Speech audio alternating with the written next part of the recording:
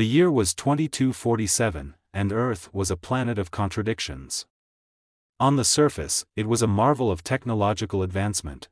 Gleaming megacities stretched across continents, their skyscrapers piercing the clouds, while automated drones zipped through the skies like mechanical bees. But beneath the veneer of progress lay a world teetering on the edge of collapse. The oceans were acidic, the air was thick with pollutants, and the gap between the wealthy elite and the struggling masses had never been wider. Humanity had conquered the stars, but it had lost its way on its own planet. At the heart of this fractured world was Captain Elias Voss, a decorated officer of the United Earth Defense Fleet, UEDF. Elias was a man of principle, a soldier who had dedicated his life to protecting humanity from external threats. But lately, he had begun to question his purpose. The UEDF, once a symbol of unity, had become a tool of oppression, enforcing the will of the powerful at the expense of the powerless. Elias had seen too much: entire communities displaced for corporate gain, dissidents silenced under the guise of national security. He had followed orders, but his conscience had grown heavy. Elias lived in a modest apartment in New Geneva, the capital of the United Earth Government, UEG. His days were spent training recruits and overseeing routine patrols, but his nights were haunted by the faces of those he couldn't save. His only solace was his daughter, Mira, a spirited 14-year-old with a passion for astronomy. Mira was Elias's reason to keep fighting, his reminder that the world was still worth saving. Together, they would spend hours on their balcony, Mira pointing out constellations while Elias told her stories of his adventures in space. One evening, as they gazed at the stars, Mira noticed something unusual: a faint, pulsating light in the constellation Lyra. Elias dismissed it as a satellite, but Mira insisted it was something more. Over the next few days, the light grew brighter, and Elias's unease deepened. He tried to report it to his superiors, but they brushed him off, too preoccupied with their own agendas to care about a distant anomaly. Then, one fateful night, the light appeared in the sky above New Geneva, brighter than any star. The city fell silent as people gathered in the streets, their faces illuminated by its eerie glow. Elias's heart raced as he realized the truth: this was no natural phenomenon. This was something far more significant. The light suddenly intensified, and a massive object emerged from the darkness, a sleek, obsidian-hulled warship, unlike anything humanity had ever seen.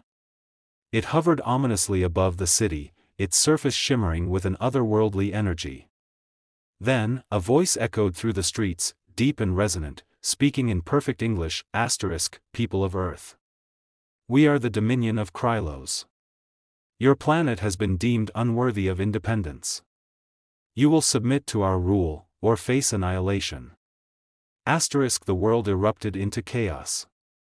Panic spread like wildfire as people scrambled to make sense of the situation. Elias stood frozen, his mind racing. He had spent his life preparing for this moment, but nothing could have prepared him for the reality of it. The Dominion of Krylos was here, and they were not asking, they were demanding. ###2. The inciting incident: conflict begins. 1,000 words. The next 72 hours were a blur of fear and desperation. The Krylosians gave Earth an ultimatum: surrender unconditionally, or face total destruction. Governments around the world convened emergency meetings, but no one could agree on a course of action. Some advocated for surrender, hoping the Krylosians would show mercy. Others called for resistance, but their voices were drowned out by the overwhelming sense of hopelessness. Elias, however, refused to give in to despair. He knew that surrender was not an option. The Krylosians' terms were clear: humanity would be enslaved, its culture erased, its future extinguished. He reached out to his former comrades, a group of disillusioned soldiers and scientists who had been cast aside by the UEG. Together, they formed a clandestine resistance, working around the clock to devise a plan. Their only hope lay in the Eclipse Protocol, a top-secret initiative Elias had spearheaded years earlier. The protocol was designed to create a network of cloaked warships, invisible to enemy sensors and capable of striking without warning. It had been abandoned due to its high cost and ethical concerns, but now, it was humanity's last hope. The Resistance worked tirelessly, repurposing the Eclipse Protocol's technology into a fleet of warships they called the Shadow Armada. The Armada was designed to launch a coordinated attack on the Krylosian warship, targeting its weak points and disabling its systems.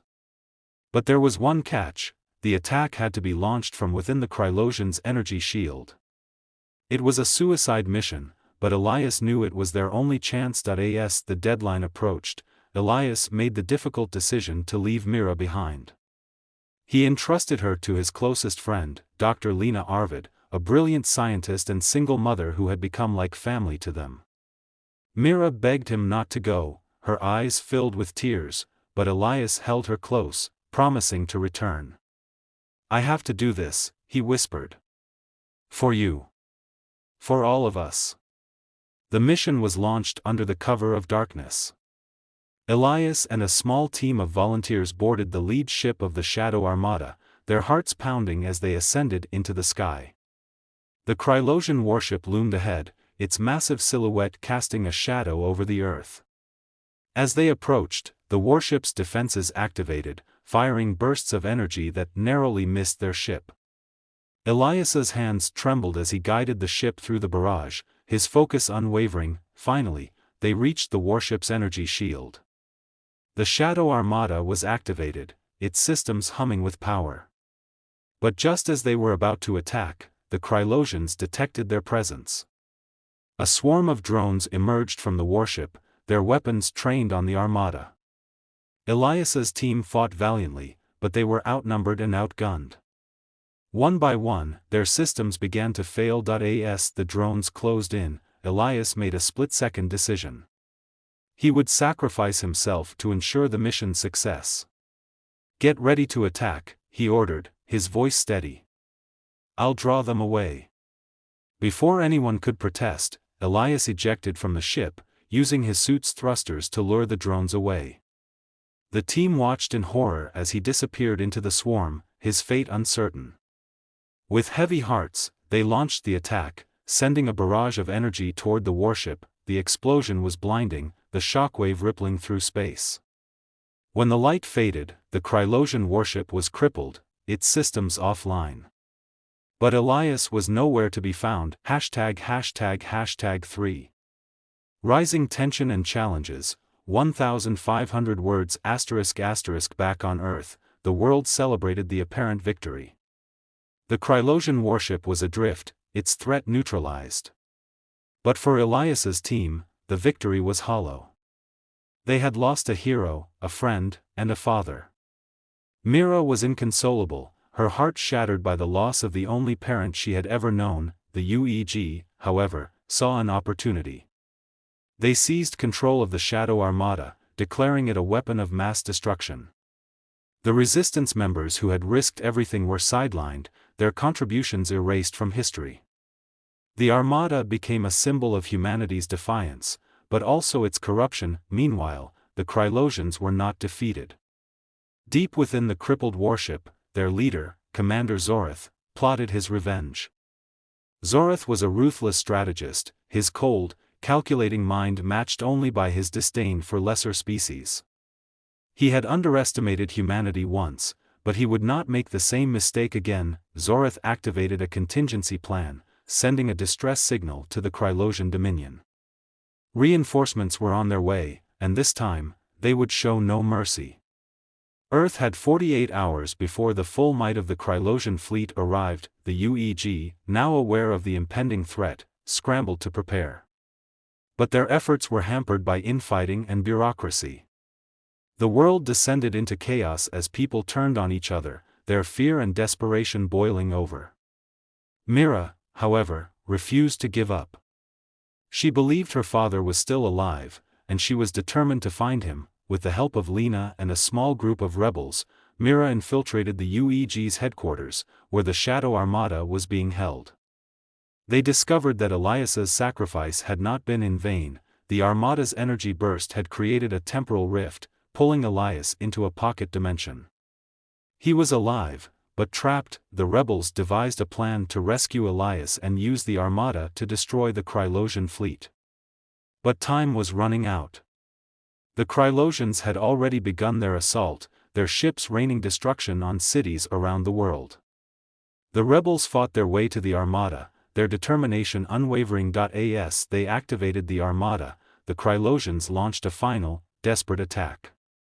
The rebels were outnumbered, their defenses crumbling. Mira, however, refused to back down. She took control of the Armada, her hands steady as she aimed it at the Krylosian fleet. With a deep breath, she fired, ###4. The unexpected twist and climax, 1,500 words ****. The Shadow Armada unleashed a barrage of energy unlike anything the world had ever seen. The beams tore through the Krylosian fleet, their ships disintegrating in their path. But the Armada's power was too great, it began to overload, threatening to destroy everything in its vicinity. As the rebels evacuated, Mira stayed behind, determined to complete